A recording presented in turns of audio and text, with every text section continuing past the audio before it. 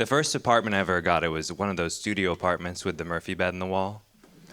And that wasn't a fun thing to bring someone home to. Do you want to go to the bedroom? Stay right here. Just have to take my bed out of the wall. Because that's not sexy. It's about as sexy as being like, mind if I change it to something a little more comfortable. But you're just wearing those pants that also zip off into shorts.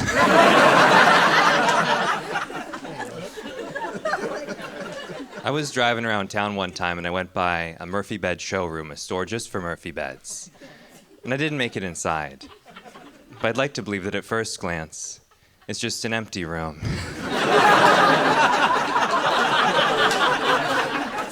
And I'll be honest, normally when I tell that joke, I'm not literally standing next to a bedroom. I grew up in the Pacific Northwest, and both of my parents, they're both massage therapists. That's actually why I sound like this.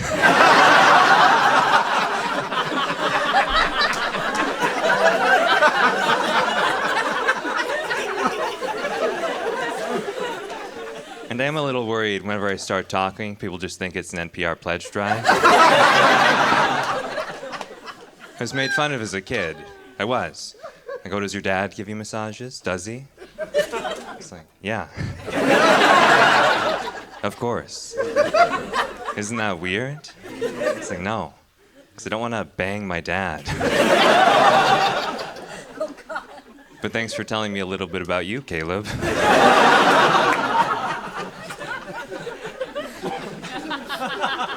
But I went to a spa for the first time a few years back, and the masseuse there, she asked me, have you ever had a massage before? I was like, yeah. Actually, both of my parents are massage therapists. She goes, oh no, I'm worried this won't meet your expectations then. It's like, what do you think I'm gonna say? That's not how Daddy does it.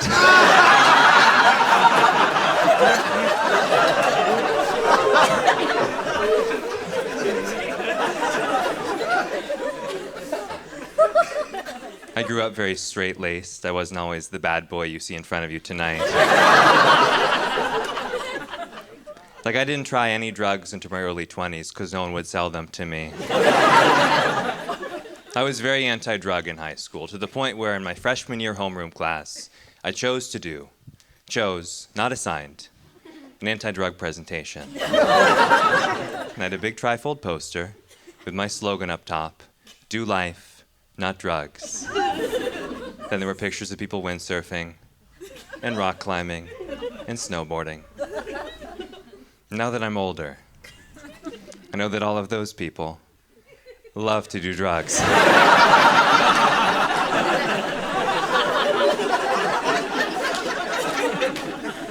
It doesn't go both ways though, does it?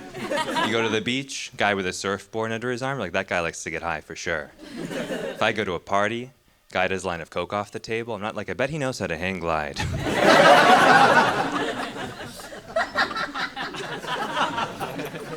College was a big adjustment for me, though, it was, because I lived in a big party house. We drank a lot of Fireball whiskey, which is just regular whiskey, but for kids. We had one party where my buddy, he passed out on the couch with his shoes on. My roommate came out with a Sharpie, and he was like, we should draw a penis on his forehead. I was like, come on, we're adults. We don't do that anymore.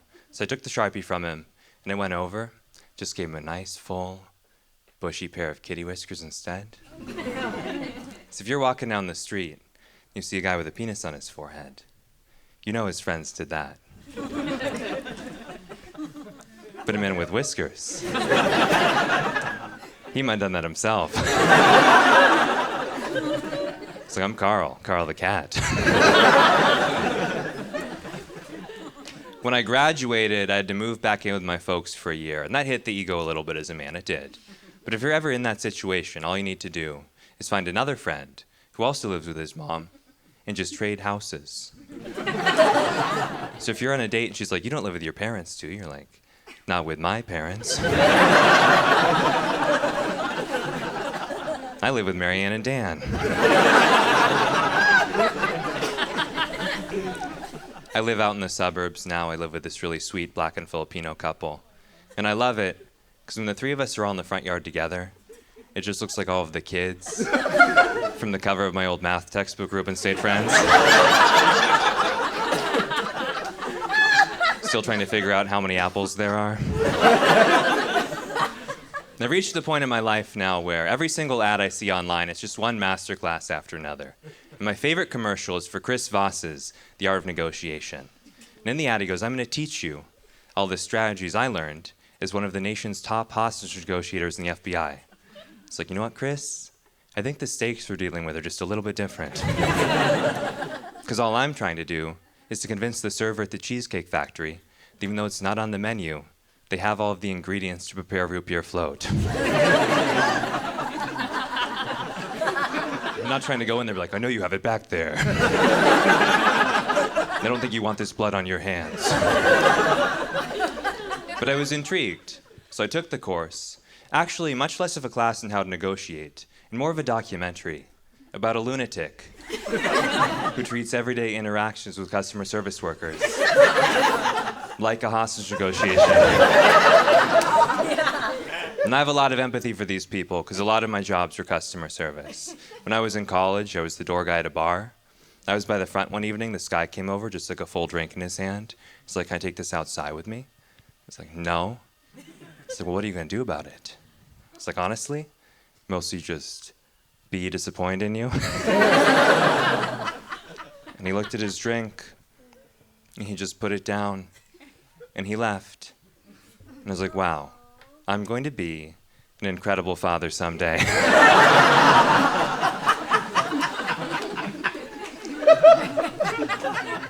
I was the guy at the bar. I gave everyone a stamp on the hand. You guys know the stamp? By the way, when I go to a show and I get a stamp on my hand, that's my favorite part of the whole night. Because then everyone knows I had fun the next day. But sometimes I'm too busy. So I have my own stamp at home. People see me on Monday like, ooh, notary, where's that?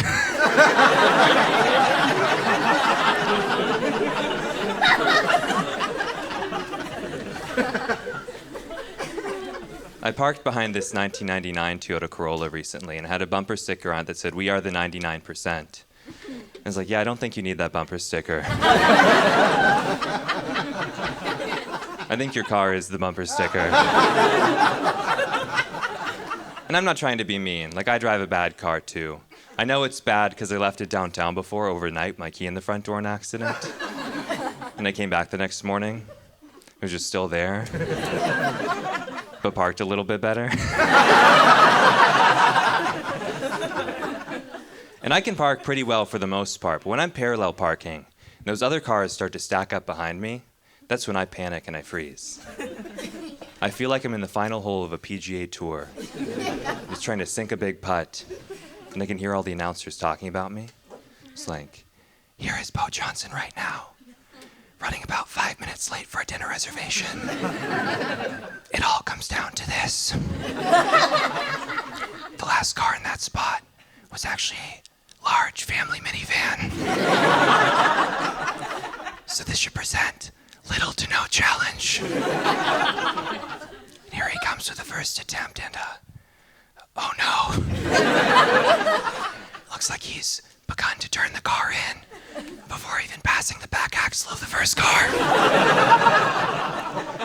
He has very narrowly avoided a collision. Oh my God. He's gonna have to pull forward for a second attempt, looking quite frazzled already. Looks like he's gonna take off his glasses, put on another pair with the same prescription.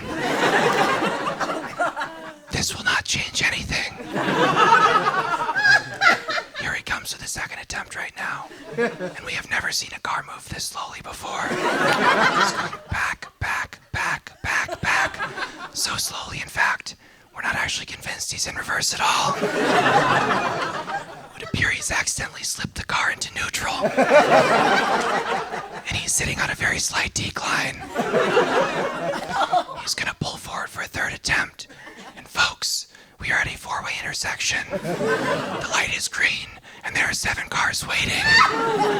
This is a humiliating defeat.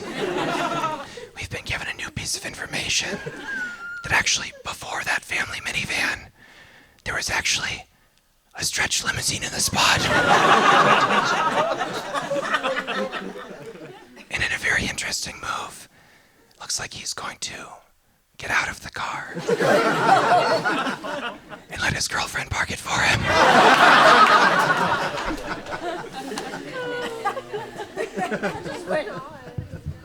The last thing I'll tell you is I was bullied a lot when I was younger, especially in elementary school. And the worst was my bully, his name was Dylan. He pulled down my pants and my underwear in front of the whole class one time at a museum on a field trip. And everybody laughed and laughed and laughed because of how big my dick was and my tiny little body.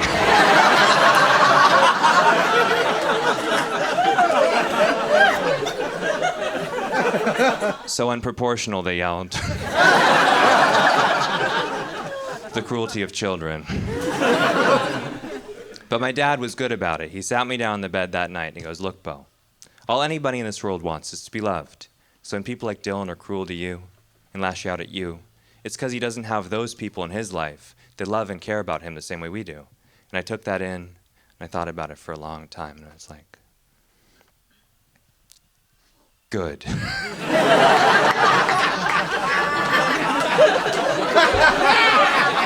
It's what he deserves. Thank you very much, everybody.